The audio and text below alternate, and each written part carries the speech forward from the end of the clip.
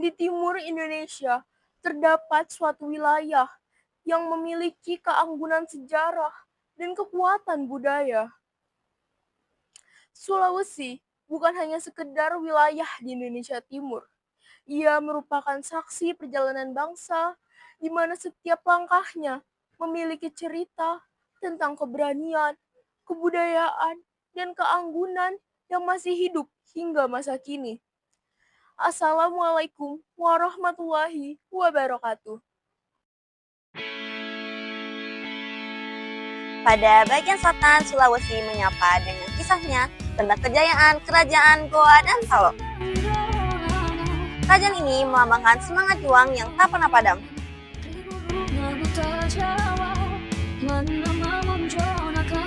Mengarah ke tenggara, Kerajaan Buton mewariskan cerita tentang kebijaksanaan serta melahirkan kearifan lokal yang hidup hingga masa kini. Tak berhenti di situ, Sulawesi Selatan memiliki cerita yang tidak kalah menarik tentang harmoni alam dan kebudayaan yang menjadi saksi peninggalan masa lampau serta peninggalan megalitik. Seiring berjalannya waktu, masa penjajahan datang dan membuat peradaban baru. Dimulai dari selatan munculnya Sultan Hasanuddin atau Ayam Jantan dari timur yang menjadi simbol keberanian rakyat untuk melawan kolonial. Di wilayah tengah, gerakan rakyat dan pemberontakan lokal menjadi bentuk perlawanan mereka terhadap keadilan kolonial. Sementara itu, Kesultanan Buton, Sulawesi Tenggara menentang kolonial dengan tetap teguh menerapkan konstitusi Martabat 7 yang menjadi sistem pemerintah adat paling maju di masanya. Memasuki masa awal kemerdekaan, DITI di bawah kepemimpinan Kahar Muzakar menjadi salah satu konflik internal terbesar Indonesia Timur pada waktu itu. Di balik setiap peristiwa sejarahnya, masyarakat Sulawesi perlahan menata ulang kehidupan mereka, melahirkan budaya dan nilai-nilai yang membentuk jati diri mereka hingga masa kini. Semangat Bugis, Makassar, Toraja, dan suku-suku lainnya tumbuh dalam Sulawesi Selatan. Contohnya, masyarakat Bugis dan Makassar memegang prinsip Sirina Pace, yang berarti harga diri dan masa lalu. Sementara di Sulawesi Tenggara, masyarakat Buton dan Tolaki hidup berdampingan dalam harmoni, saling membantu dan menjaga kebersamaan. Di Sulawesi Tengah, masyarakat Kaili memegang teguh prinsip Sintufu, yaitu semangat kebersamaan, gotong royong, dan juga persatuan. Di balik kisah manusia dengan nilai-nilainya, Sulawesi tak hanya menyimpan sejarah dan budaya, tapi juga bentang geografis yang membentuk kehidupan di setiap sisinya. Pulau Sulawesi dikenal dengan bentuknya yang unik karena memiliki kemiripan dengan huruf K. Di dalamnya, setiap wilayah mempunyai kondisi geografis yang berbeda-beda, dari dataran tinggi hingga kepulauan yang menawan. Mari kita lihat bagaimana kondisi geografis Sulawesi Selatan, Tenggara, dan Tengah membentuk keindahan alamnya. Sulawesi Selatan, wilayahnya didominasi oleh pegunungan, dataran tinggi, dan pesisir panjang di barat yang menghadap ke Selat Makassar. Di sini terdapat pegunungan Latimojong, puncak tertinggi di Sulawesi, serta dataran subur di sekitar Bone dan Maros.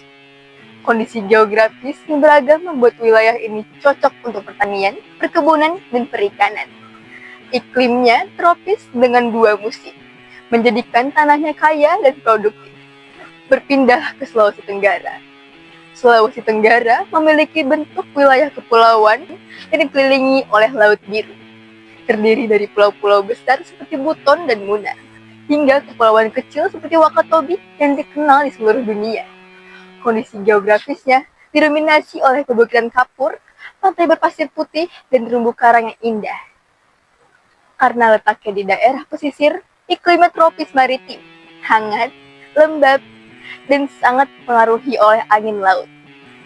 Berada di jantung pulau, Sulawesi Tengah memiliki wilayah yang luas dan beragam.